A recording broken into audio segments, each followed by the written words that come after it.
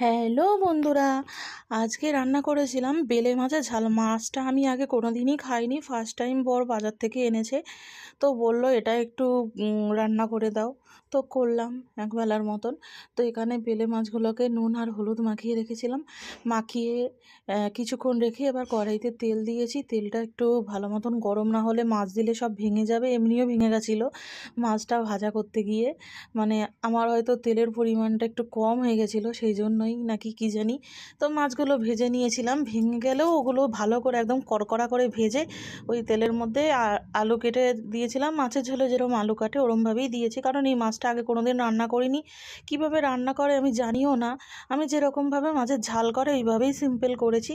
তো আলু ভেজে নিয়ে তুলে ওই আলুর মধ্যে জিরে ফোড়ন করে তার মধ্যে পেঁয়াজ কুচি, কাঁচা টমেটো, পাকা টমেটো, তারপরে একটু দিয়েছিলাম ক্যাপসিকাম, সব কিছু দিয়ে ভালো মতন করে একটু ভাজা ভাজা করে নেবো। আর নুন দিয়ে দিয়েছি পেঁয়াজের মধ্যে একসাথে করে, এগুলো সব একসাথে করে এবার একটু ভাজা ভাজা করে নিয়েছি। তো দেখো পেঁয়াজটা কিন্তু ভাজা ভাজা প্রায় হয়েই গেছে। এবার এর মধ্যে আদা রসুন বাটা, টমেটো বাটা আর পেঁয়াজ বাটা একসাথে করে বেটেছিলাম, বেটে এবার সেটাও দিয়ে দিলাম। দিয়ে এবার ভালো মতন করে এটা একটু কষিয়ে নেবো, যাতে আদা রসুনের কাঁচা গন্ধ না থাকে। সেই জন্য ভালো মতন করে একটু কষিয়ে নিয়ে আর কন্টেনারটা ধুয়ে একটু জলও দিয়ে দিয়েছি। এবার এই জলটা দেওয়ার কারণ হচ্ছে গিয়ে এবার গুঁড়ো মশলাগুলো যেহেতু অ্যাড করব। তো এর মধ্যে হলুদ গুঁড়ো, লঙ্কার গুঁড়ো, জিরের গুঁড়ো, ধনের গুঁড়ো সব রকম দিয়ে এবার ভালো মতন করে এটাকে কষাবো, যতক্ষণ না এটা পুরো জলটা টেনে একদম শুকনো শুকনো হচ্ছে ততক্ষণ ধরে এটাকে একটু কষিয়ে নেবো।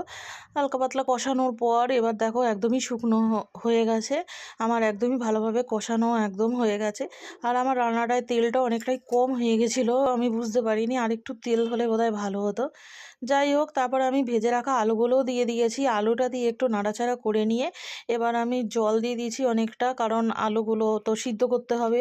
ফার্স্টে ভেবেছিলাম ঝোল করব, তারপরে তো বলল যে না ঝোল করো না, একটু মানে গ্রেভি গ্রেভি টাইপেরই করো।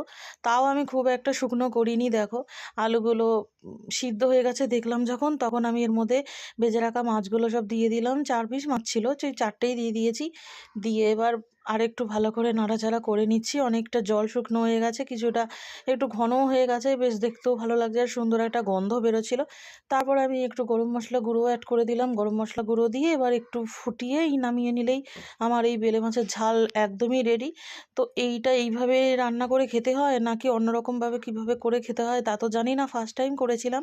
আর খেতেও বেশ ভালো হয়েছিল। তো ও তো বেশ বললো ভালোই লেগেছে। তা আমি বলেছি ঠিক আছে আরেকবার নিয়ে আসবে, সেদিন যাতে মাছটা না ভেঙে যায় সেই রকমভাবেই তোমাকে করে দেবো। আর হর মহাদেব।